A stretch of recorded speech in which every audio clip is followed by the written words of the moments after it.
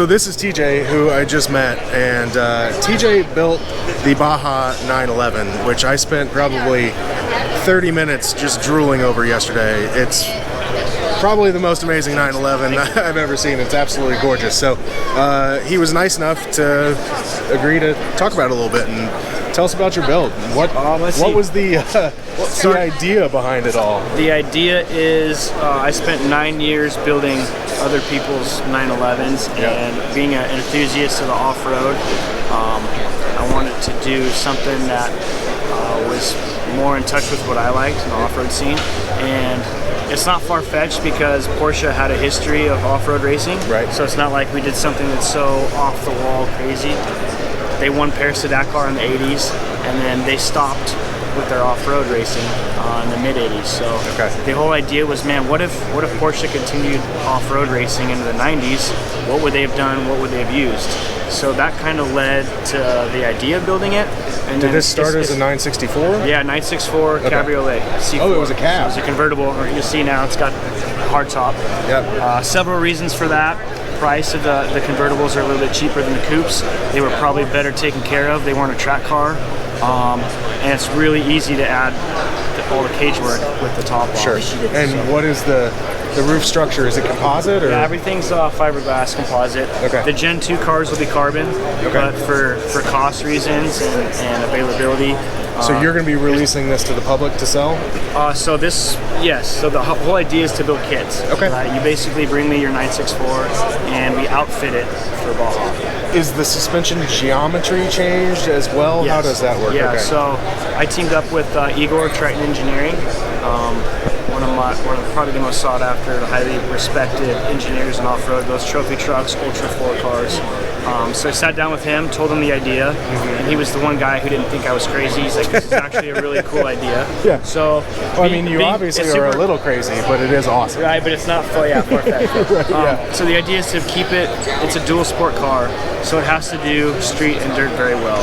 Okay. If we want to just make an off-road race car, we do center mount and we go extreme with it and cut the front of the nose off. Right. Do a tube chassis, but I really wanted to appeal to the Porsche enthusiast guys, so I didn't change up the geometry too much to make it unstreetable. The rear still uses the factory pickup points. Yeah. We just made a chromoly trailing arm that's beefier and wider and longer. Okay.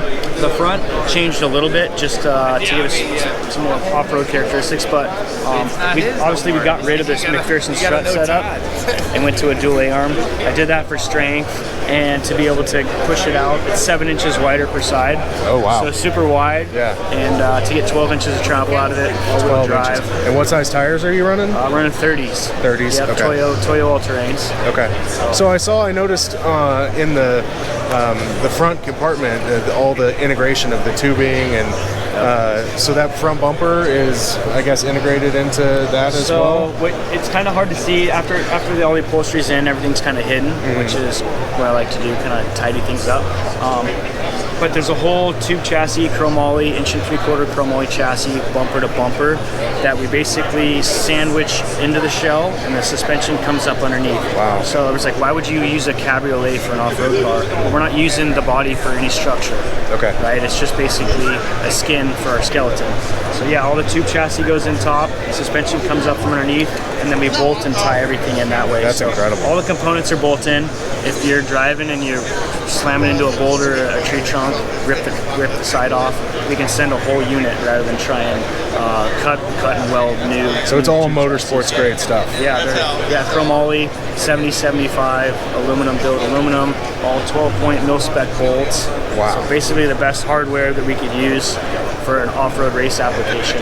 What engine are you running in this one? So this one has the original 3.6 liter that we beefed up to a 3.8. Okay. So it's super important to keep it all Porsche. Right?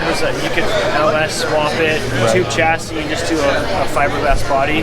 Then it's not a Porsche. Right. So I really wanted to appeal and keep the DNA alive of the Porsche guys. Right? Rossport Racing, if you're familiar with them.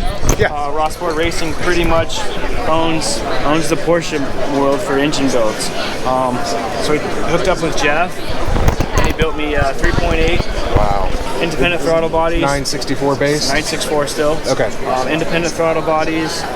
GT3 muffler, intake plenums, mil-spec hardware, coil on plug. We built this specifically for off-road, so we are more interested in torque numbers than max RPM. Very different than most street builds. You know, you're trying to get a high revving engine, like a high power man. It was really important with the 30-inch tires to give it some torque and down low. So 365 horse, 310 to 12 foot-pounds of torque. Nice. What engine management are you running? Motec. Motec PDM, dash. Their Motec push buttons are really easy. You can program everything in. Super easy to read, durable. And then a mil-spec wiring harness to tie it all together. And then all our own bodywork. I sat for 6 months and carved all the. Basically, I modeled the whole passenger side of the car out of foam, Bondo, and that was new to me. I'm a fabricator by trade, so I was really stoked to learn a new skill. So I got to play with foam and Bondo and composites. Modeled the whole side of the car, scanned it, digitized it, mirrored it, and then had all of our body parts CNC carved out of foam. Hard coated those, bodyworked those, made the molds, made the parts. So it's a tedious process, but now we've got everything to be duplicated. Of course, off-road, building something to withstand the conditions of off-road, you can't have the coolers in the front wheel wells, which is where they were from the factory. So there's one place that I could put the coolers, and it's the back package tray. Oil coolers? Oil cooler, AC condenser, and 2 oil coolers, 2 CSF, single pass oil coolers, dual spoil fans, so should be plenty of airflow. Originally was going to use like a knock-a-dock system, very race car-y, but it was kind of too rudimentary. But it's easier to work with. Refined enough for what I was trying to go with the car. So I had this idea to draw this rear window. We CNC carved the negative. Took it to a prop shop here in LA where we're from, and vacuum formed it. Wow. So now it fits every car. We got them on the shelf, ready to go. And it just looks cool. Kind of gave it that supercar element. Yeah, it's really neat. Really functional. So the interior was, just shocking when I opened the doors. The interior quality and fit and finish is. And I spent 9 years building their stuff. Oh, really? I was a fabricator there for 9 years. Okay, awesome. That's kind of cool. That DNA kind of transferred into this. And I wish this camera had smell-o-vision, because you stick your head in there and just the leather smell is incredible. Yeah, so I'm a big fan of, again, off-road, but luxury Prerunners I think are some of the coolest vehicles in the world. So, the Stewart Race Works, there's a couple other companies that build them, but to have a full-blown race truck with luxury amenities and nice leather and air conditioning, that's always appealed to me. And I figured that's kind of the market that I'd appeal to with this, was the higher end Porsche collector enthusiast. So, does the rear suspension have 12 inches of travel? Rear's got 13 and a half. 13 and a half. We're gonna strap it, keep the CVs in line and everything, but it can get 13 and a half inches of travel before the CVs are about maxed out. What have you done with the car since it's been built? It's only been alive for a little over a month. Oh wow! So I've driven on the street quite a bit. We went and did a photo shoot on the dirt, jumped it a little bit, tuned the suspension, but I haven't, because of shows like this.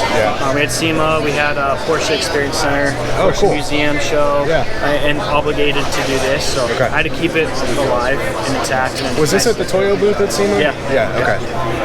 So come January, we got Christmas coming up, and then take some time off, and then come back for January and really test it, put it through the ringer, and get ready to build more. So where can people find your stuff? A website? Yeah, I got a website, the Baja 911. Should launch here soon. We're trying to dial it all in. And then you can, if you're on Instagram, social media, go to _Baja_911. And I've documented the whole build. Oh wow, I didn't hide anything. A lot of shops hide what they do, and so just show the final product. But it was really important to me to show that I hand built every part of this car from scratch, and then all the different stages of the build are on there as well, so you can see what it is that's underneath the paint and the upholstery. So if somebody contact you, they've already sourced a 964 show? Yeah, so bring me the car and we'll outfit it. That's the deal there. So you got to find a clean 90 to 94 Cabriolet 964. It can be rough, it can be beat up, it can be wrecked. We go through it anyway. So try not to cut up perfectly good cars. So we'll respect respect the tradition of Porsche guys, and you don't want to cut up a very good car. Yeah, guys, the build quality is unmatched. It's an incredible car. So absolutely go take a look at the Baja 911, all his social media, and when the website comes out. Really appreciate you taking time to talk to us. Thanks, guys. So it's gorgeous. Appreciate it. Thank you. See you guys.